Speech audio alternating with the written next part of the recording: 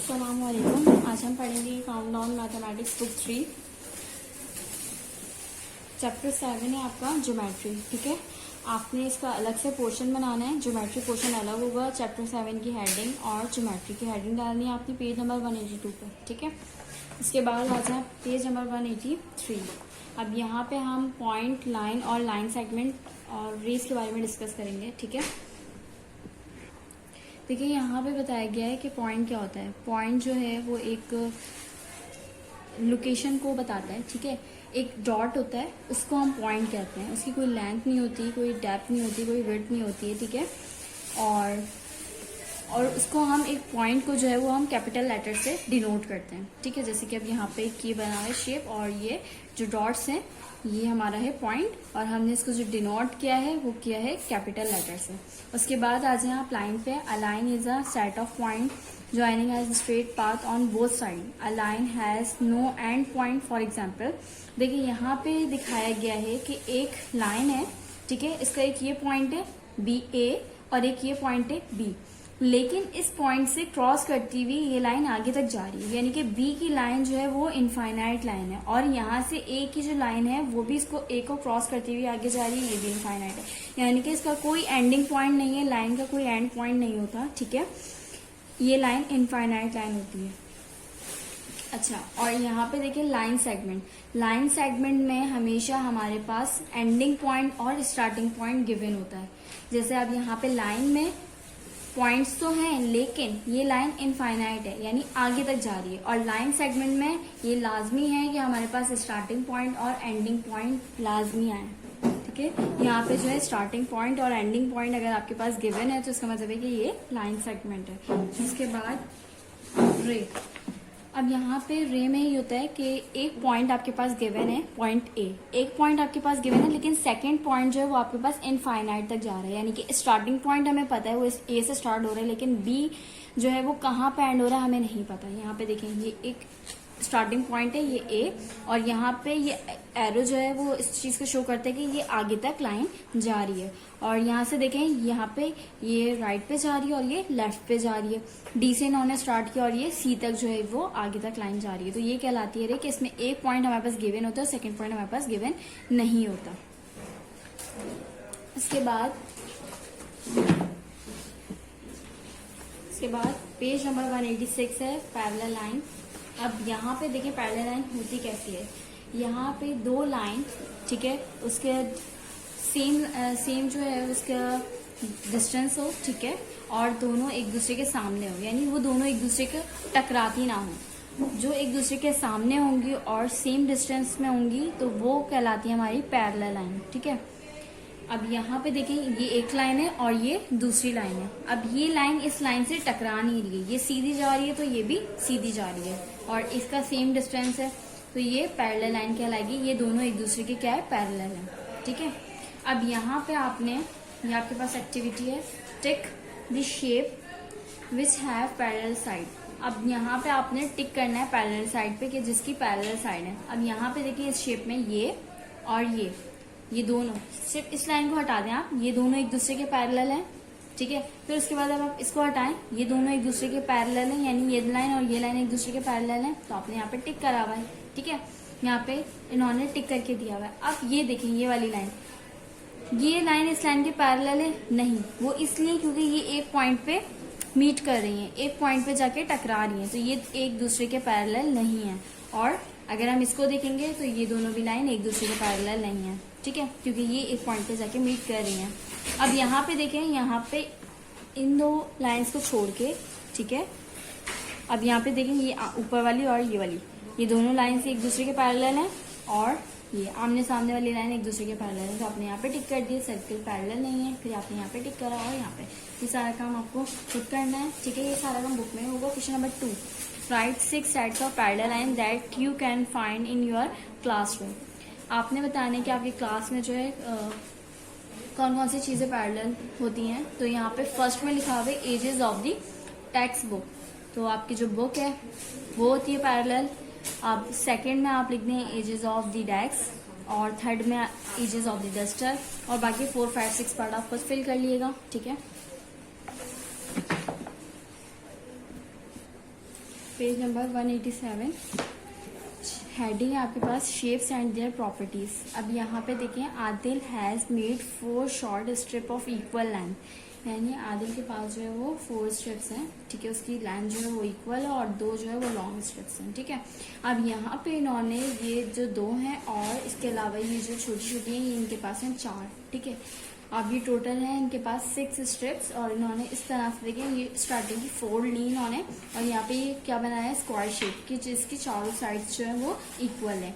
और फिर इसके बाद ये रोम्बस है, ठीक है, इसकी भी चारों साइड्स इक्वल है, लेकिन ये इस शेप का होगा, ठीक है। ये रोम्बस होता है और ये स्क्वायर होता है with 2 short strips and 2 long strips, यानी 2 लॉन्ग स्ट्रिप्स और 2 शॉर्ट स्ट्रिप्स से आदिल ने क्या बनाया है, एक रेक्टेंगल बनाया है कि यहाँ पे देखिए ये 2 लॉन्ग स्ट्रिप्स लगी हुई हैं और 2 साइड में शॉर्ट स्ट्रिप्स लगी हुई हैं, तो यहाँ पे ये क्या हो गया, रेक्टेंगल। ये इन दोनों की लेंथ इक्वल होती है और ये आमने सामने जो है इनकी लेंथ इक्वल होती है। अब यहाँ से हमने पैरेललोग्राम बनाया है, इस शेप को थोड़ा सा ऐसे करेंगे तो हमारे पास ये बन जाएगी शेप पैरेललोग्राम की, ठीक है। इसकी भी ये दोनों साइड इक्वल होती हैं और आमने सामने वाली साइड इक्वल होती हैं। और फिर उसके बाद इन्होंने यहाँ पे बनाई काइट की, ये दोनों साइड इक्वल होंगी और ऊपर वाली दोनों साइड इक्वल होंगी।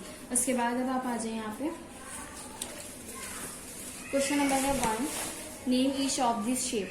अब आपने यहाँ पे इन शेप के नाम लिखना है। पहले मैं आपको यहाँ पे थोड़ा सा बता देती हूँ, समझा देती हूँ शेप्स के बारे में, फिर उसके बाद हम यहाँ पे fill in the blanks fill करेंगे। अच्छा, यहाँ पे triangle I am a triangle with no sides equal. अच्छा, ये कह रहे हैं कि मैं ट्राइंगल हूँ और मेरी कोई साइड इक्वल नहीं है। I am known as scalene, यानी मैं जो हूँ वो स्केलर हूँ क्योंकि मेरी कोई साइड जो है वो इक्वल नहीं है। और यहाँ पे ये ट्राइंगल है, इसकी 2 साइड्स इक्वल हैं, तो ये आइसोसेलेस है, ठीक है। और ये ट्राइंगल है, इसकी तीनों साइड्स जो है वो इक्वल है, तो यहाँ पे इक्वलेटरल ट्राइंगल कहलाएगा, ठीक है। जिसकी कोई भी साइड इक्वल नहीं होगी तो वो स्केलन, और जिसकी 2 साइड इक्वल होंगी वो आइसोसेलेस, और इसके बाद जो थर्ड वाला है वो इक्विलेटरल, उसकी तीनों साइड जो है वो इक्वल होंगी, ठीक है।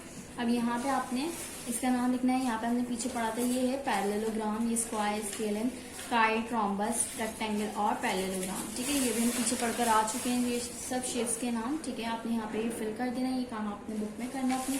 उसके बाद आ जाए page number 189, quadrilateral shapes with 4 sides are quadrilateral, ठीक है। जिसकी 4 साइड्स होती हैं उसको हम क्या कहते हैं, क्वाड्रिलेटरल। अब यहाँ पे 4 साइड्स होंगे लेकिन इसकी डिफरेंट शेप्स है और उसके डिफरेंट नाम है, ठीक है।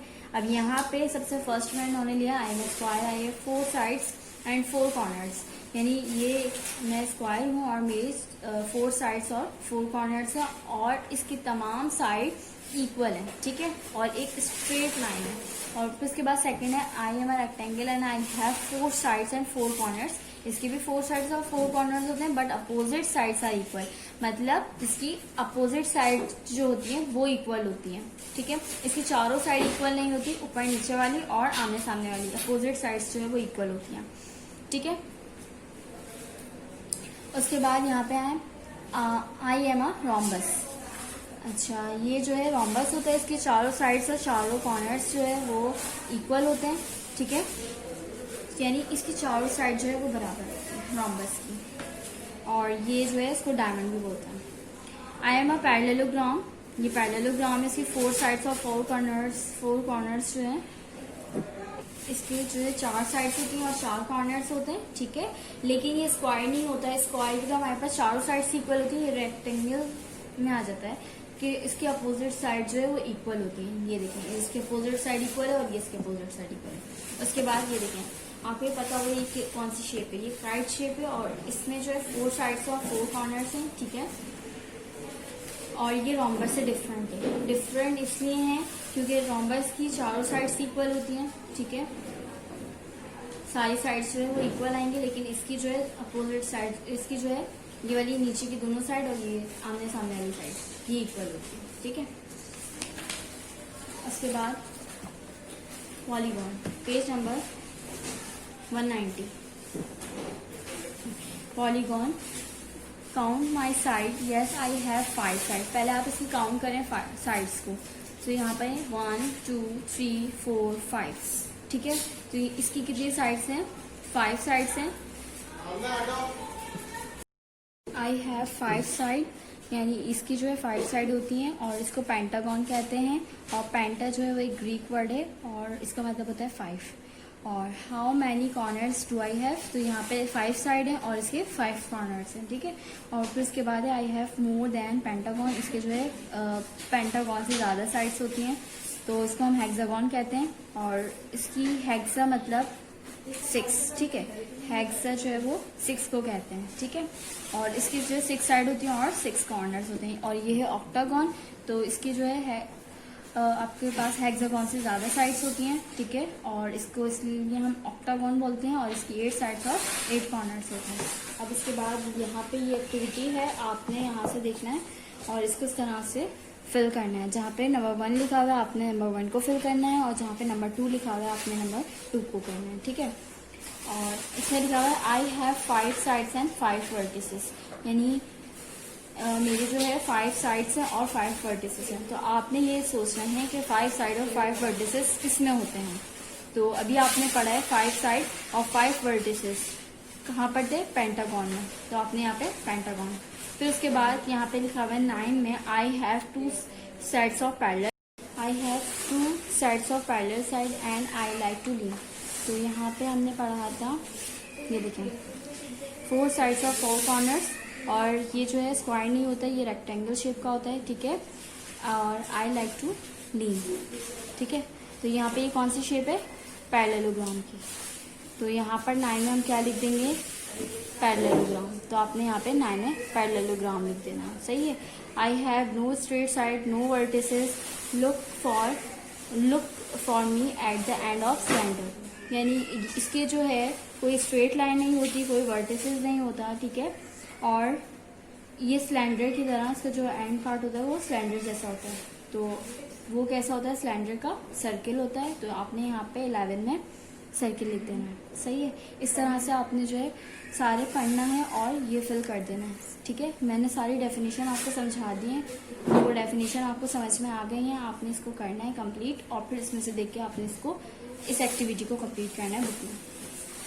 उसके बाद आ जाए आप एक्सरसाइज पे।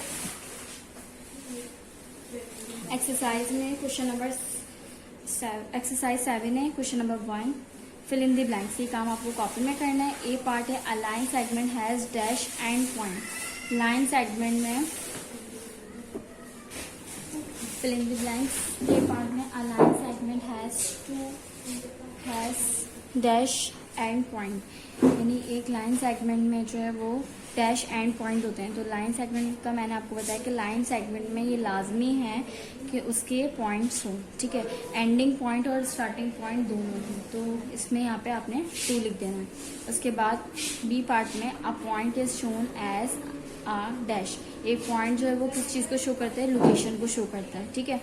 A line which extend infinitely in one direction is known as dash.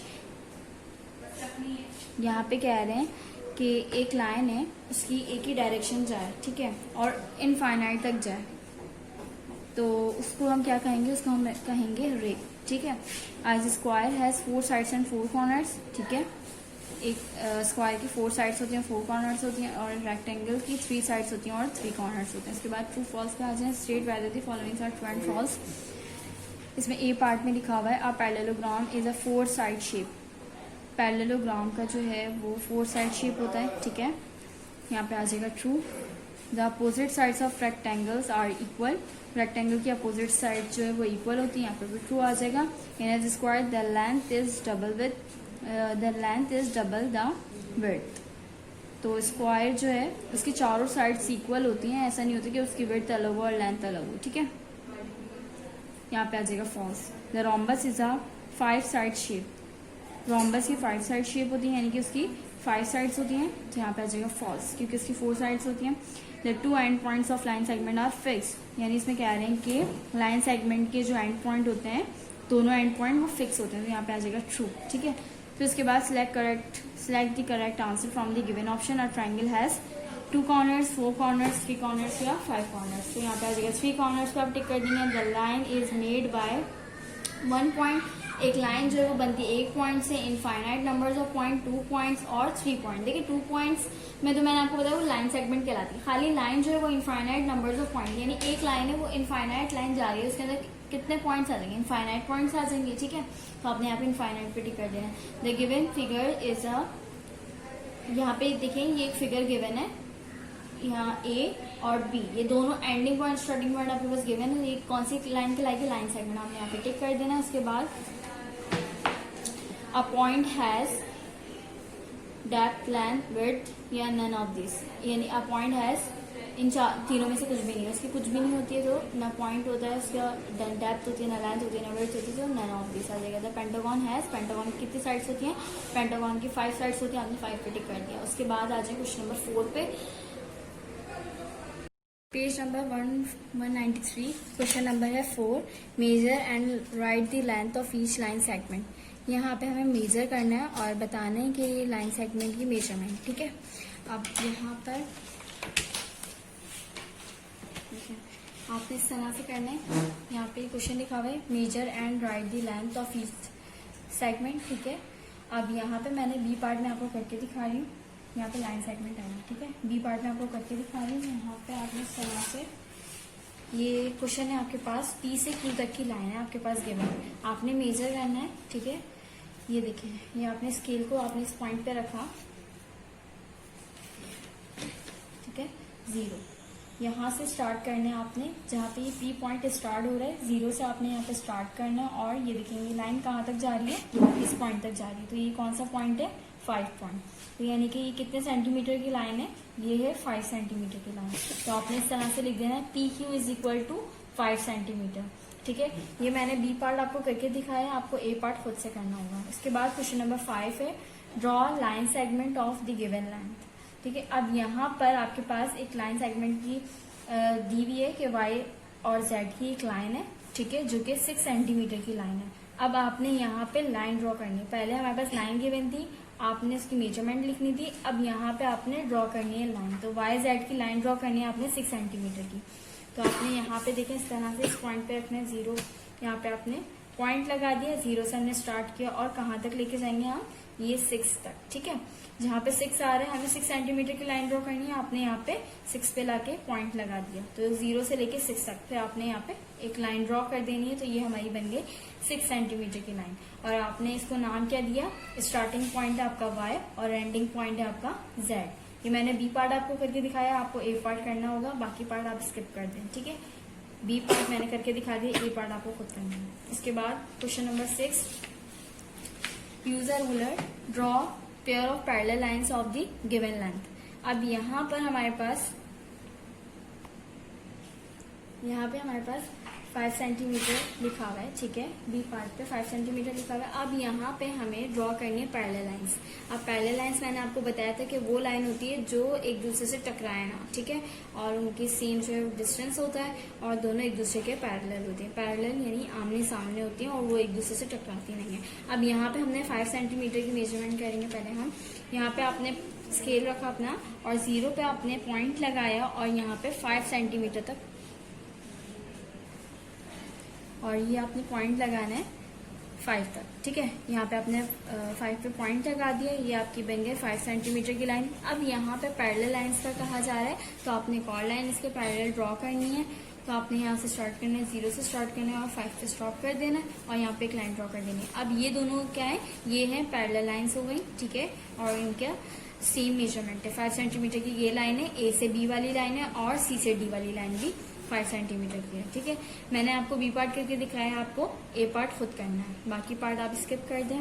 इसके बाद question number 7, measure the side of length. आपने यहाँ पे इसकी साइड को मेजर करना है। ठीक है, और right the length of each side, और आपने जो है इसकी लेंथ बतानी है हर साइड की। अब यहाँ पे देखिए 1 2 3 4 साइड है, आपने 4 साइड की जो है लेंथ को मेजर करना है। अब यहाँ पे लिखा हुआ है पी से Q, P Q is equal to, आपने बताना है कि पी से क्यू तक की लाइन जो है वो कितने सेंटीमीटर है, क्यू से आर तक की लाइन कितने सेंटीमीटर है, और आर से एस और एस से पी। ठीक है, अब यहाँ पे पहले हम पी से क्यू तक की लाइन को मेजर करेंगे। तो यहाँ पे आपने इधर आपने अपना स्केल रखा। ठीक है, उसके बाद आपने यहाँ पे इस तरह से मेजर करेंगे। ये देखिए यहाँ आया 1 2 3, उसके बाद आप काउंट करें 1 2 3 4, तो ये आ गई आपकी लाइन 3.4 तक की लाइन आ गई। ठीक है, आपने यहाँ पे P से Q पे लिखा 3 पॉइंट।